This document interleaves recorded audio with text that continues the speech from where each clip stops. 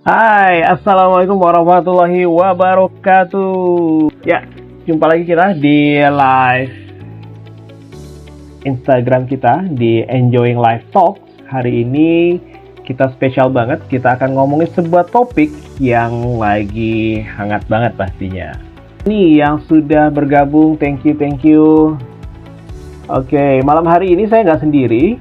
Saya nanti ada Coach Hermanto yang akan join menemani kita malam hari ini. Buat teman-teman yang baru bergabung, perkenalkan nama saya Mas Di. Saya seorang Enjoying Life Trainer, Certified BNSP Trainer, dan juga AI with EI Content Creator.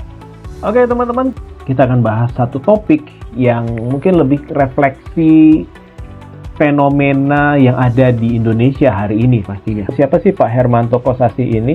Pak Hermanto itu adalah Master Trainer Emotional Intelligence pertama di Indonesia ya teman-teman ya. Beliau sudah mengajar, ya bukan hanya belajar ya, sudah mengajarkan Emotional Intelligence ini dari tahun 1999.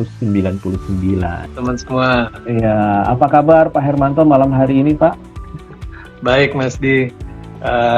Udah lama nih kita nggak ngobrol-ngobrol. Iya, bener banget Pak Hermanto, kita udah lama banget kita nggak ngobrol-ngobrol. Nah, oke Pak Hermanto, ini lagi kesibukannya apa nih Pak Hermanto belakangan ini Pak? Ada dua. Yang pertama tentang emotional intelligence ini. Nah, untuk berbagai pihak ya. Saya, berapa minggu yang lalu saya berbagi juga untuk camat dan lurah. Dan juga saya concern terhadap kesehatan teman-teman sekalian. Jadi bagaimana menggunakan makanan alami, buah-buahan untuk kesehatan kita. Itu Mas. Oke, ya, wah keren banget ya Pak Hermanto ya. Mudah-mudahan lancar terus aktivitasnya nih Pak Hermanto. Dan Terima kasih Mas. Yang menarik ya dari Pak Hermanto ini teman-teman, beliau tidak pernah berhenti belajar tentang emotional intelligence ya, terus mengupdate terus ya Pak ya ilmu-ilmu tentang emotional intelligence ya Pak ya. Iya betul. Oke. Iya. Oh nggak salah masih sering ikut update dari Six Second juga ya Pak Hermanto ya. Betul. Lembaga tempat Pak Hermanto belajar ya. Dan kebetulan saya baru dari Makau minggu yang lalu. Juga di airport saya ketemu satu buku tentang emotional intelligence terbitan baru tahun lalu 2015, jadi baru terbit tahun ini tentang emotional intelligence updated dan expanded. Jadi rupanya terus terupdate dan dikembangkan sesuai dengan situasi sekarang ini. Wah, keren banget ya Pak Hermanto pastinya ya, karena di saat ini emotional intelligence semakin kita butuhkan ya Pak ya, tidak hanya sekedar cerdas secara intelektual ya Pak ya. Nah Pak Hermanto, ini kalau kita lihat dari kondisi yang ada sekarang Pak di Indonesia nih Pak.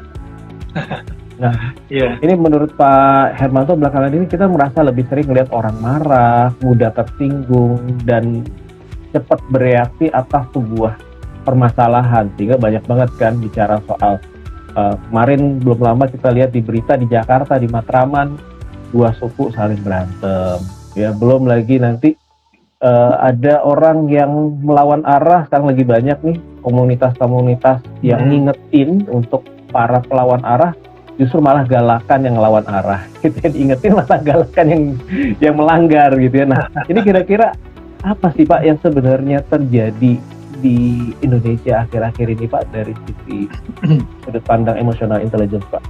Iya, saya melihat bahwa kecerdasan atau keterampilan emotional intelligence makin perlu dikuasai. Apa sih emotional intelligence itu? Banyak orang bilang sabar, empati, tapi secara sistematis memang sudah dituliskan sejak awal tahun 2000-an. Daniel Goleman mungkin dari tahun 96, berarti sudah 30 tahun nih. Dan makin disadari pentingnya pertama kesadaran diri dan pengendalian diri. Jadi ketika ada orang yang marah, mengeluarkan kata-kata yang nggak baik atau malah bikin masalah jadi makin melebar atau mengambil keputusan yang salah. Sebetulnya dia kurang bisa menggunakan kesadaran diri, ini saya lagi marah nih. Dan yang menarik adalah ketika orang lagi marah, otak berpikirnya tuh macet. Jadi walaupun dia pendidikannya tinggi, jabatannya tinggi, mungkin kita juga lihat kadang-kadang kok begitu sih pimpinan, kok begitu sih orang itu. Ya, ketika lagi emosi, otak berpikirnya nggak jalan, yang keluar adalah bypass. Jadi kalau kayak lampu listrik gitu ya, kita cetek gitu, kalau dia normal lampunya nyala terang. Tapi kalau terjadi bypass, shortcut, begitu kita cetek malah keluar api gitu. Belum sampai ke lampunya, di saklarnya udah cerok gitu. Nah, demikian juga di otak kita, di dalam kepala kita. Ketika emosi itu masuk ke dalam sensor kita, emosi itu bisa dari pendengaran, mata, kulit kita ya kok panas sih, atau kaget gitu. Maka sesuatu yang membuat emosi kita bangkit itu membuat otak kita ngerem, lalu langsung refleks. Sebetulnya Tuhan menciptakan refleks itu, kalau dalam bahasa ilmiahnya amigdala ya, ada amigdala di cepat. Jadi misalkan ada bangunan atau ada barang mau jatuh gitu menimpa kita. Jadi begitu kita lihat ada bayangan, langsung kita lari menghindar. Nggak usah dilihat dulu benda apa itu, sakit nggak ya kalau kena kita. Jadi kita punya mekanisme otomatis dalam tubuh kita, langsung jalan. Nah, tapi ketika itu dipakai dalam dunia sekarang, nah kita perlu lebih hati-hati, karena kalau dulu zaman hidup di hutan itu kan ada 3 prinsip tuh: freeze, fight, flight, freeze. Kalau kita lebih berani, kita serang. Kalau kita lebih kecil, kita kabur. Kalau kita kepepet, freeze, diam. Nah, ilmu itu masih kita bawa dalam sekolahan, dalam pekerjaan. Jadi, nah mungkin terjadi bullying gitu ya. Ketika lihat ini anak baru nih, kita kerjain, itu fight kan. Tapi ternyata anak barunya lebih kuat nih, wah kita flight. Lalu ternyata anak barunya mungkin anak pejabat, waduh kita freeze gitu. Jadi, nah emotional intelligence tadi kan saya bilang ada 4. Mengenali emosi kita, kenapa sih saya merasa begini, lalu dikontrol dong. Kalau kita tenang, otak berpikir kita bisa jalan. Lalu kita masuk ke tahap yang ketiga, memahami lingkungan sosial kita. Siapa sih orang ini, kenapa sih kok dia jadi begitu, dan menentukan respon selanjutnya. Jadi itulah kecerdasan emosional yang saya ketika pelajari dan ambil sertifikasi tahun 2000, jadi senang sekali gitu. Enak ya hidup ini kalau kita menerapkan emotional intelligence. Jadi nggak sekedar lu jual gua beli gitu. Ada yang lagi bilang lu jual gua borong gitu ya. Waduh, iya. Jadi kita nggak, kalau begitu kan kita reaktif terus gitu. Betul. Jadi bagaimana kalau yang dijual barang jelek, lu jual gue beli, ya rugi dong kita. Kita coba tenang dulu, apakah saya perlu orang ini, kenapa ya kok dia maksa saya, lalu kita bagaimana merespons dengan baik. Begitu Mas di emotional intelligence itu. Iya. Jadi dengan adanya emotional intelligence ini kita semakin lebih bijak menyikapi kondisi ya Pak ya. Betul. Jadi kalau IQ itu tentang kecerdasan intelektual kita, kemampuan berpikir kita. Misalnya ada gelas pecah, nah, logika kita kan, waduh, ini gelas ini kan mahal, terus pecahannya berbahaya nih. Aduh, ini orang kok sampai mecahin, sangat ceroboh. Tapi kalau emotional intelligence kita melihat, saya tadi kaget. lalu biasanya kalau kaget tuh suka marah. Lalu lihat yang mecahin sengaja apa enggak sih? Barangkali dia juga kaget, barangkali dia juga takut. Mungkin itu anak kita atau orang yang memang sungguh-sungguh, cuma kebetulan dia hari itu bagaimana dia kurang hati-hati. Jadi kita bisa kasih kata-kata yang ya diberesin pecahannya, lain kali hati-hati ya. Nah, mungkin itu jadi bergabung saling melengkapi IQ sama EQ atau emotional intelligence ini. Oh gitu ya Pak ya. Nah, cuma pertanyaannya Pak, apakah kalau kita sudah mempelajari yang namanya emotional intelligence itu hanya bisa mengendalikan marah aja Pak? Nah ini kan orang sering banyak salah kaprah nih Pak, karena yang namanya emosi itu marah gitu, gitu Pak. Nah ini gimana nih Pak? Banyak orang yang menganggap bahwa kalau saya sudah bisa mengendalikan marah, maka saya sudah bisa dikatakan cerdas emosi nggak nih Pak Hermanto? Nah gitu Pak. Iya, jadi mengendalikan marah mungkin itu salah satu, tapi nggak selalu kita harus kontrol marah kita. Kadang-kadang kita perlu tunjukkan kemarahan kita, tapi dengan pas gitu. Misalkan apa ya? Saya sudah berkali-kali katakan ini, kan mungkin nada kita harus lebih kuat ya. Karena apa? Kalau begini terus perusahaan kita bisa tutup dan kalian semua bisa di PHK gitu. Jadi atau kepada ya teman kita harus lihat teman kita kayaknya lambat jalannya ya. Ayo cepat, kalau jalannya pelan begini nanti kita kemalaman di jalan dan kita akan susah dapat penginapan. Gitu. Jadi jadi mengendalikan emosi itu bisa dalam rangka yang terlalu meledak kita kontrol, tapi mungkin ada emosi yang terlalu low kita mesti angkat. Jadi orang yang apa ya namanya kita dibilang suka lelet gitu ya, lamban gitu, aduh, ayo cepet dong.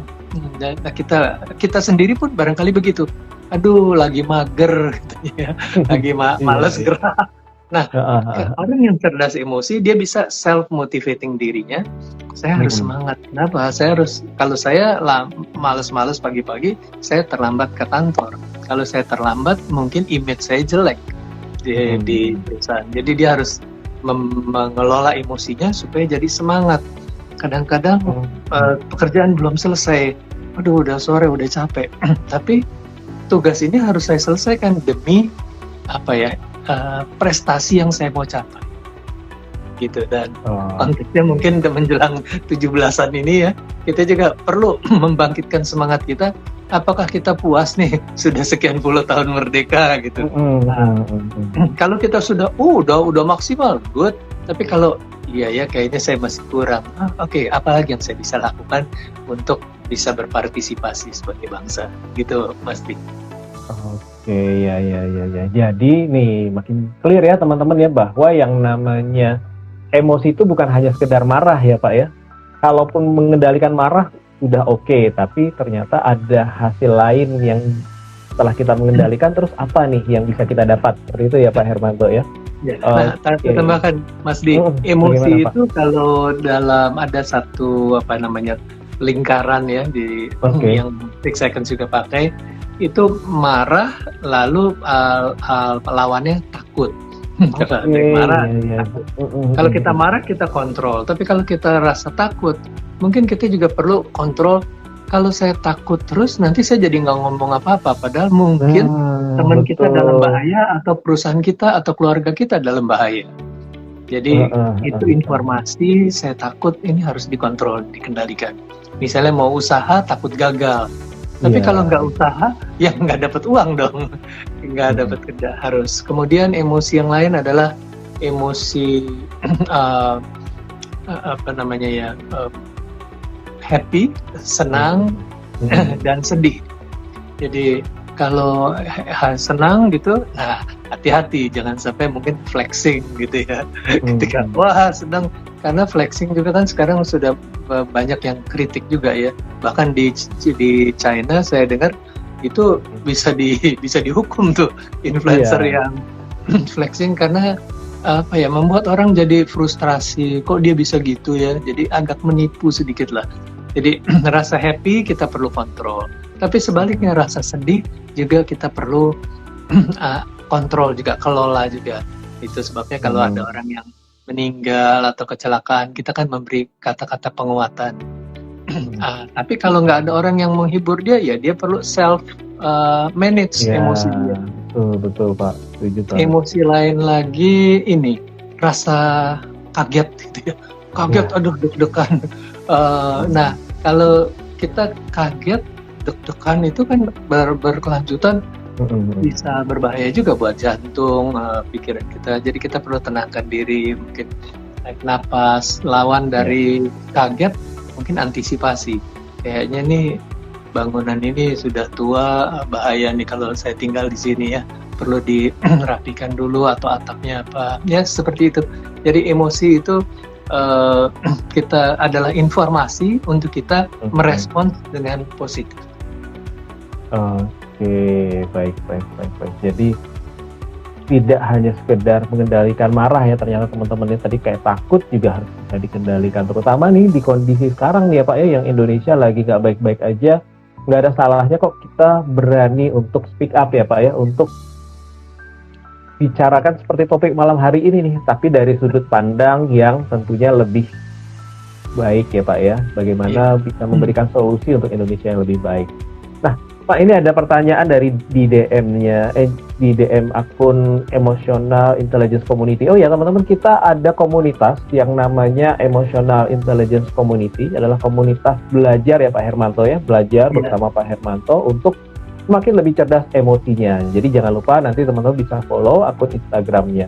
Dan boleh DM juga, nanti kita akan bacakan pada saat sesi live ataupun juga di sesi Zoom meeting.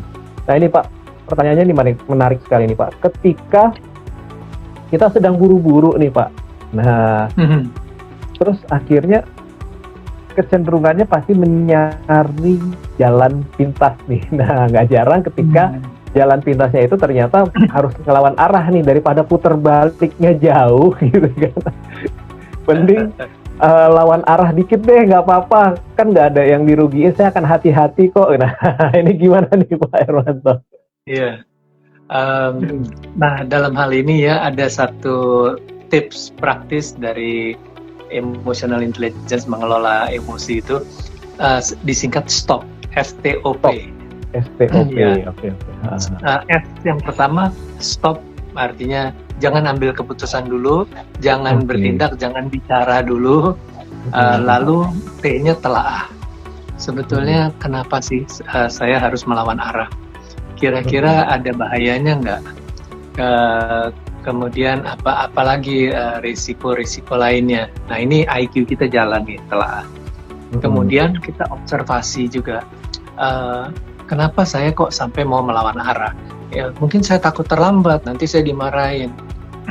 Lalu bukan hanya kita memahami diri kita, pahami juga orang lain. Orang lain juga kan mau buru-buru ya. Kalau kita melawan arah, mungkin bisa kecelakaan. Nah, atau mungkin ada yang bisa marah, lalu kita jadi ribut di jalan. Belum lagi kalau kecelakaan.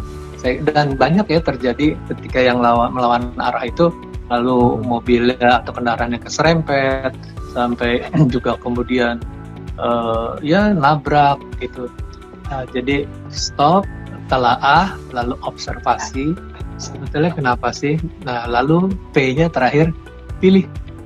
Jadi pilih keputusan yang paling baik. Nah, ketika kita memilih ini, disinilah moral kita berperan. Moral itu apa sih? Benar atau salah? Benar nggak sih kita melawan arah? Benar nggak sih kita melawan peraturan, kita melawan hukum begitu ya? Saya jadi ingat dulu ada pendidikan moral Pancasila, PMP. Iya. Sekarang nggak ada tuh, ganti PKN kalau nggak salah gantinya sekarang. Ya. Jadi kita bukan sekedar stop, telaah, lalu observasi, kemudian pilihannya tetap nerabas gitu. Kan ada kemanusiaan yang adil dan beradab, persatuan, keadilan sosial ya. Jadi apakah adil demi kelancaran saya lalu saya membahayakan orang lain. Seperti itu. Jadi harusnya itu sudah built in di dalam diri kita. Dari mana? Dia dari orang tua, dari komunitas religius kita, spiritual kita, atau apa ya. Jadi bergaullah dengan orang-orang yang baik, maka moral kita juga akan baik. Tapi kalau kita bergaul dengan orang-orang yang nggak benar, ya moral kita juga terkontaminasi ya. Apa-apalah, orang lain juga pada begitu kok. Ya. Oke, wah menarik sekali nih Pak. Nah kebetulan nih ada yang DM juga yang lain nih Pak Agus nih, ya dia bertanya nih Pak. Jadi kalau tadi Bapak bicara soal moral nih Pak, nah lalu apa hubungannya nih antara IQ, EQ, ya, intelektual, lalu kemudian kecerdasan emosional, dan juga karakter nih Pak. Jadi antara moral, kecerdasan intelektual, kecerdasan emosi, sama karakter nih, apa hubungannya? Kan kadang jadi bias nih Pak, jadi banyak yang bingung juga nih Pak Hermanto. Apakah orang yang pintar selalu tidak punya moral gitu ya, atau orang yang cerdas emosi pasti bermoral gitu. Nah ini lalu akhirnya menjadi karakter yang diharapkan bisa sukses nih seperti apa Pak Hermanto? Boleh Pak? Iya. Nah saya coba jelaskan dulu masing-masing fungsinya ya. IQ itu kan soal kemampuan berpikir, mencari terobosan-terobosan gitu. Sedangkan emotional intelligence, bagaimana kita bisa bijak dalam berkomunikasi, dalam berperilaku, seperti itu. Dan yang ketiga, moral itu adalah yang membantu kita benar atau salah. Nah, tentu kita tujuannya apa sih? Kita tujuannya mau untuk supaya saya sampai ke tujuan. Jadi jalan pintas betul sepertinya ya. Tapi untuk orang lain betul juga enggak. Nah, ketika ternyata saya jalan pintas itu sebetulnya menyalahi peraturan dan membahayakan orang, maka moral kita akan berkata kamu harus ambil pilihan yang benar. Jadi IQ itu memberi masukan logika, emosional ini mengelola emosi kita. Ya memang terlambat, ya jangan bikin masalah tambah besar dong. Udah saja ngaku salah, tapi besok berangkat lebih pagi, begitu. Nah, jadi moral itu harusnya jadi landasan penting. Nah, bagaimana karakter? Kalau kita biasa melatih, mensinkronkan tiga hal ini, IQ, EQ, dan moral kita, maka jadilah karakter. Karakter itu kan orang, wah orang itu disiplin loh, wah orang, kenapa dibilang disiplin? Udah sering kelihatan dia selalu konsisten. Orang itu bertanggung jawab. Kenapa? Karena dia sering saya lihat begini-begini. Jadi sering apa? Sering kelihatan IQ, EQ, dan moralnya sinkron. Betul. Ya. Jadi sinkron antara IQ, EQ, moral, sehingga akhirnya menjadi satu karakter yang bisa mengantarkan dia untuk sukses ya Pak ya. Jadi suksesnya bukan sukses yang sikut kanan kiri, injek bawah, jilat atas ya Pak ya. Ya, nah, jadi saya ambil betul. Gimana Pak? Kadang-kadang ada orang yang melihat EQ itu jadi bisa negatif kalau dia nggak punya landasan moral yang baik. Jadinya EQ itu jadi kamuflase aja, pura-pura baik, pura-pura sabar, tapi nipu gitu. Kalau dia punya moral yang baik, maka dia pasti akan mengelola dirinya, hubungannya juga untuk hasil yang positif. Karena itu saya suka dengan 6 Seconds itu yang tempat saya ikut sertifikasi sebagai Emotional Intelligence Associate Trainer. Dia mengatakan bahwa Emotional Intelligence is integrating thinking and feeling, menggabungkan pikiran dan perasaan untuk keputusan yang optimal dan hasil yang positif. Jadi keputusannya optimal, mungkin nggak bisa maksimal karena kita harus juga perlu bertahap. Tapi pasti hasilnya menjadi makin baik. Bukannya makin ruwet. Iya, setuju sih Pak, benar banget. Wah, jadi teman-teman ini sebenarnya nggak kerasa nih kita udah banyak banget dikasih daging materi dari emotional intelligence ya. Tadi salah satunya ada teknik stop ya. Nah, masih ingat nggak? Ada yang nyata nggak tadi stop tadi apa?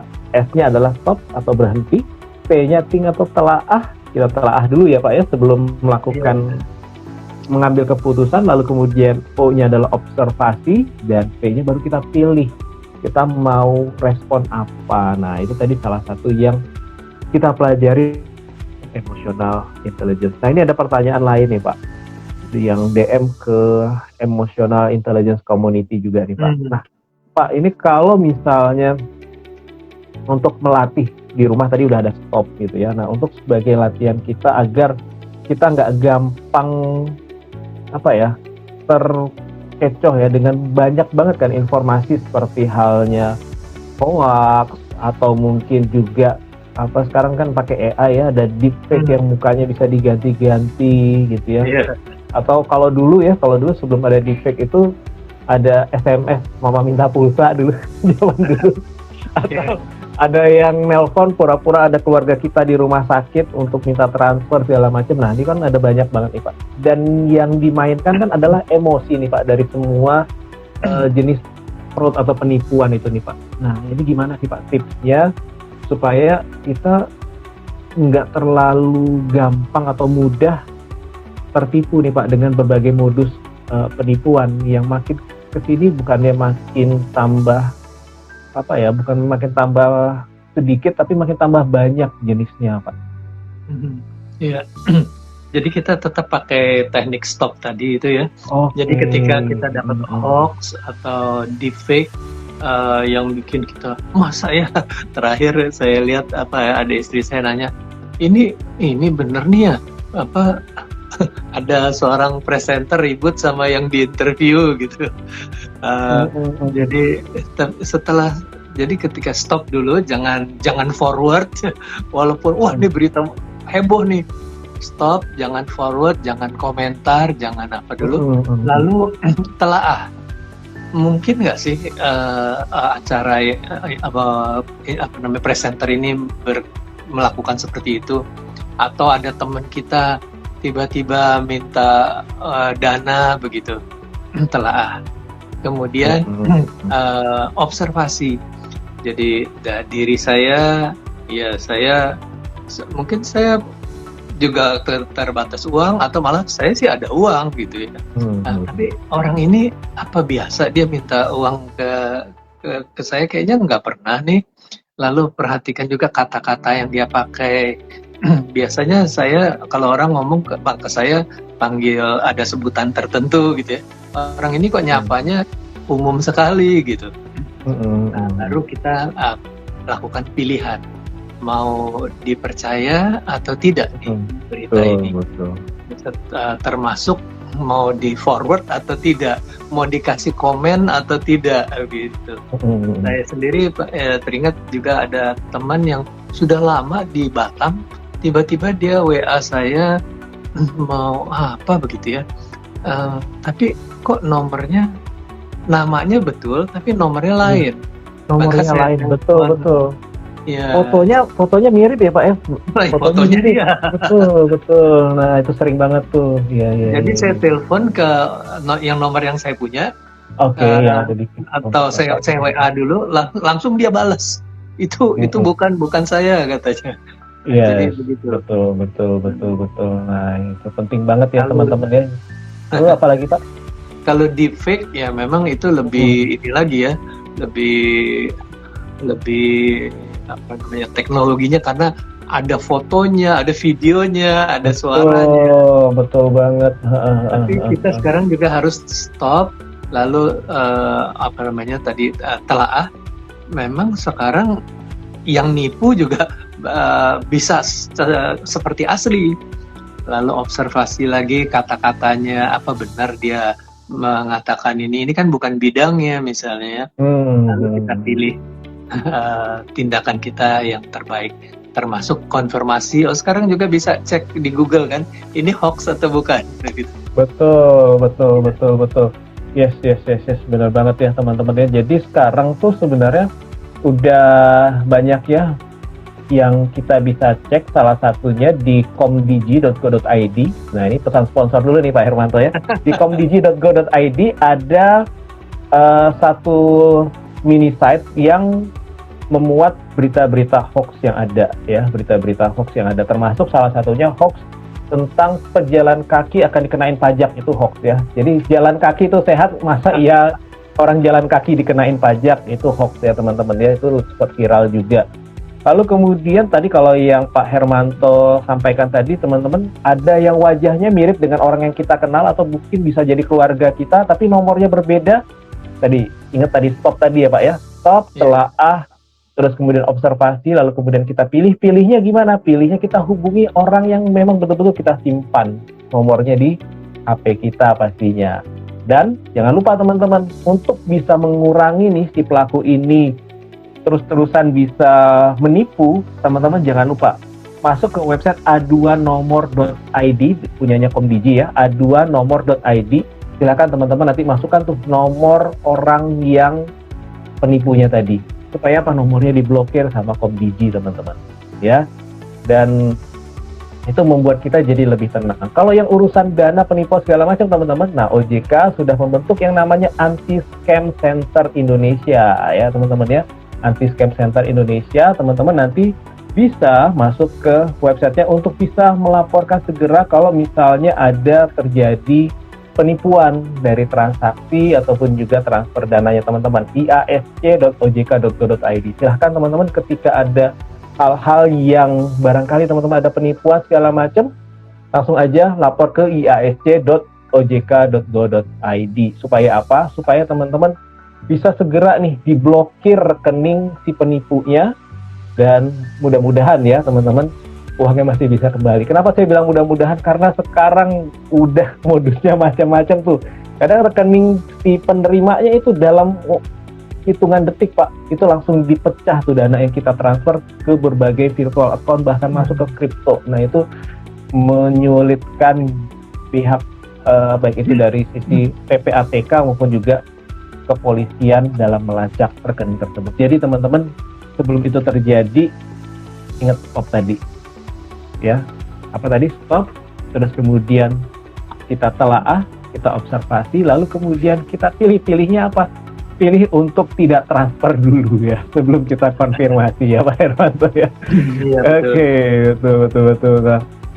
Nah Pak Hermanto, ini kalau dari semua hal fenomena ini, jadi selain stop tadi nih teman-teman, kira-kira bisa belajar emotional intelligence ini apa sih Pak? Basicnya untuk bisa belajar emotional intelligence ini, apakah untuk syarat untuk bisa belajar emotional intelligence ini harus dari orang psikologika atau orang dari jurusan apapun? Sebenarnya bisa Pak belajar emotional intelligence? Atau kalau hanya lulusan SMA atau SMP, bisa nggak sih Pak belajar emotional intelligence? Ini banyak yang nanya juga nih DM ke emotional intelligence. Syaratnya apa sih supaya saya bisa belajar emotional intelligence? Gitu sih Pak. Iya. Emotional intelligence atau kecerdasan emosional ini sebetulnya adalah ilmu yang melekat pada diri seorang manusia. Jadi kita melihat ada orang yang lebih tenang, dia bisa mengendalikan dirinya, dia pandai menjalin hubungan dengan orang lain. Itu kan nggak sekolah, nggak harus sekolah gitu. Kadang-kadang kita lihat ini pendidikannya biasa, tapi enak gitu bergaul. Dan kalau kita lihat juga banyak pemilik usaha atau mungkin bapak-bapak bangsa kita, zaman dahulu pendidikannya juga terbatas, karena nggak semua orang bisa sekolah tinggi, tapi mereka bisa berperan besar, jadi pelukis, komponis, pejuang juga ya. Saya ingat dulu ada Kopral Jono, ada Sarsal Mayor. Mereka bisa menerbangkan pesawat dengan mantap. Ada itu skill umum, common sense. Jadi yang kita bisa pelajari, khususnya tentang emotional intelligence, kita bisa belajar kapan saja, siapapun kita, dan yang menarik adalah emotional intelligence ini bisa terus ditingkatkan. Jadi kita ada tadi kan saya bilang ada yang kayaknya lebih luas orangnya, ada yang lebih kaku. Yang kaku bisa berlatih untuk jadi lebih baik, karena itu kan ada pelatihan customer service ya, menyapa, senyum, kemudian merespons dengan cepat, memahami pertanyaan. Jadi bisa melalui pelatihan. Nah, sebagian orang yang sudah baik, dia tetap bisa mengembangkan lagi dirinya jadi lebih baik lagi. Jadi ada yang istilahnya nature dan nurture, alami dan bimbingan ya. Jadi ada yang alami, tapi juga ada yang bimbingan. Jadi kalau tanaman tuh ada yang memang pohonnya bagus, ada juga yang dipupuk. Nah, dua-duanya akan memberi hasil yang optimal, apalagi kalau yang alaminya bagus, dirawat juga dengan baik. Nah, emotional intelligence juga begitu. Nggak tergantung pendidikan kita. Bahkan sepertinya ini justru the other side yang kelupaan. Kalau tadi saya katakan ada pendidikan moral Pancasila ya, jadi moral ini lepas nih. Jadi padahal moral itu justru pasangan untuk siapa saja. Ketika tidak sekolah pun dia tahu ketuhanan yang Maha Esa, kemanusiaan, persatuan, keadilan sosial, kerakyatan. Nah, yang dipimpin oleh hikmah dan musyawarah. Jadi belajar untuk musyawarah ada sesuatu, bukan memaksakan kehendak. Nah, ketika ini tidak dilatih, maka yang pinter merasa dia lebih berhak untuk bicara. Padahal yang pinter itu pinter hanya di bagian dia sekolah. Dia sekolahnya apa? Dia sekolah hukum, ya dia pinter di bidang hukum. Dalam bidang kedokteran mungkin dia lemah sekali. Ada seorang lagi profesor apa? Profesor kedokteran atau profesor ekonomi. Jadi yang kita bilang pintar itu sebetulnya segmental gitu ya. Jadi nah untuk itulah dia perlu keterbukaan untuk saling melengkapi. Betul. Emotional intelligence sangat perlu siapapun kita dan apapun jabatan kita, supaya keluarga kita lebih baik, pekerjaan perusahaan kita lebih baik, bangsa kita lebih baik. Saya ingat satu lagi, masih seringkali kan ada orang yang pendidikannya tinggi tapi kayaknya keluarganya berantakan. Iya. Nah, kenapa? Karena yang dibilang pendidikannya tinggi itu ya tadi, dia cuma ahli ekonomi tapi nggak tahu bagaimana mendidik anak. Dia tahu tentang apa, tapi bagaimana menjalin hubungan suami istri yang baik, dia nggak tahu. Nah, emotional intelligence ini sebetulnya memperbaiki, melengkapi pengendalian diri dan relationship dengan orang-orang di sekitar kita. Oke, wah, keren. Dan ini juga relate banget ya Pak Hermanto ya, bicara soal tadi orang pintar banyak di Indonesia, bahkan yang sudah terkenal, tadi Bapak bilang tadi ada yang ahli hukum. Nah itu kan kita sempat lihat ya di televisi bagaimana ada seorang pakar hukum yang terkenal salah menjawab, menanggapi wartawan, hingga akhirnya ya itu tadi jadi blunder, viral kemana-mana, harus ya di akhirnya jadi bulan-bulanan di sosial media. Itu kan kasihan sekali ya Pak ya, gara-gara salah menanggapi pertanyaan wartawan dengan apa? Dengan emosi ya Pak ya. betul, itu kita bisa belajar dari situ. Nah Pak Hermanto, ini kita nggak kerasa nih Pak, saking serunya kita ngobrol, kayaknya topik untuk membahas tentang Indonesia dalam kondisi darurat secara emotional intelligence nih kayaknya nggak cukup melalui live Instagram. Jadi kalau nggak salah katanya kita mau ada sesi Zoom meeting juga ya Pak Hermanto ya? Boleh dong Pak, nanti kita di Zoom meeting minggu depan, itu di tanggal 6 Agustus 2026 jam 19.30 ya teman-teman, 30 menit lebih awal kita mulainya. Itu nanti apa yang akan Pak Hermanto sampaikan nanti Pak di sesi Zoom meeting itu nanti Pak? Ya, mungkin penjelasan yang lebih sistematis ya tentang bagaimana melakukan stop tadi.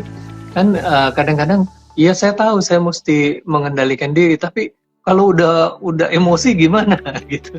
Nah itu kemudian analisa telaah tadi, apa saja sih yang harus ditelaah, kemudian betul. observasi, bagaimana kita mengobservasi diri kita dan orang lain, kemudian bagaimana kita mengambil pilihan yang tepat untuk mungkin beberapa situasi yang sering kita alami. Dan apa ya yang saya juga ingin bisa barangkali dari teman-teman sendiri yang hadir bisa menambahkan pertanyaan-pertanyaan yang sehingga membuat event Zoom meeting kita Kamis depan bisa lebih interaktif. Ya saya pikir betul. Menarik kan kalau apa yang saya sampaikan ini sesuai relevan dengan kebutuhan teman-teman. Betul banget Pak Hermanto. Iya. Jadi teman-teman jangan lupa ya, silakan nanti di follow akun Enjoying Life Series, akunnya Pak Hermanto ya, di Hermanto Kosasi Eki, dan jangan lupa follow Emotional Intelligence Community. Nah, kalau teman-teman ingin pertanyaan-pertanyaannya dibacain seperti tadi yang saya ada bacakan, jangan lupa nanti DM aja ke Emotional Intelligence Community. Teman-teman DM aja di sana. Nanti di sesi live Instagram seperti ini atau nanti di sesi Zoom kami akan bacakan pertanyaan-pertanyaannya teman-teman. Ya, supaya apa? Supaya kita makin lebih paham lagi dan kenal dulu deh minimal ya Pak Hermanto ya. Kita kenal dulu emosi kita, nanti belajar sama Pak Hermanto bagaimana cara mengelolanya, dan akhirnya kita bisa sukses bersama-sama. Oke. Nah, kerasa nih Pak Hermanto kita sudah di penghujung live kita malam hari ini. Kira-kira apa yang bisa disimpulkan dari Indonesia Darurat Kecerdasan Emosional Intelligence pada malam hari ini? Ya, memang memprihatinkan ya bahwa situasi-situasi sekarang ini kok kayaknya susah sekali untuk menjadi seperti yang kita harapkan, damai, produktif, bahagia. Nah, apa yang ingin saya sampaikan adalah perubahan Indonesia itu tidak dimulai ketika semua orang berubah, tapi kita bisa mulai dari diri kita sendiri, masing-masing kita, untuk menambahkan jeda tadi, stop itu tadi. Ketika menghadapi situasi-situasi yang kritis, gunakan stop itu, berhenti sebentar, lalu telaah apa sih masalahnya, kemudian observasi, lalu lakukan pilihan yang terbaik untuk diri Anda, untuk lingkungan Anda, dan juga untuk bangsa dan negara kita ke depannya. Kalau semua orang bisa melakukan seperti itu, wah keren banget. Oke, baik. Terima kasih Pak Hermanto. Mudah-mudahan apa yang disampaikan oleh Pak Hermanto ini bisa sama-sama kita terapkan ya teman-teman ya. Bisa kita praktekkan dan simpel banget kok ilmunya. Malam hari ini daging banget ya. Stop tadi ya. Stop. Ya, kita berhenti sejenak. Lalu kemudian kita telaah informasinya, kita observasi, dan kita pilih apa yang tepat dalam merespon kondisi yang ada. Dan jangan lupa, sesi ini memang singkat di live ini karena sesi fullnya nanti ada di tanggal 6 Agustus. Ya, follow Emotional Intelligence Community supaya kamu nggak ketinggalan sesi Zoom berikutnya. Terima kasih Pak Hermanto, sehat selalu. Selamat malam Pak Hermanto. Terima kasih Pak Kak Marvin, Kak Erni yang sudah join, Mas Effendi, dan siapa lagi nih teman-teman yang sudah bergabung malam hari ini ya. Ada Kak Yunita juga dan Kak Hani. Terima kasih semuanya. Assalamualaikum warahmatullahi wabarakatuh. Selamat malam. Terima kasih Pak Hermanto. Terima kasih Mas Di.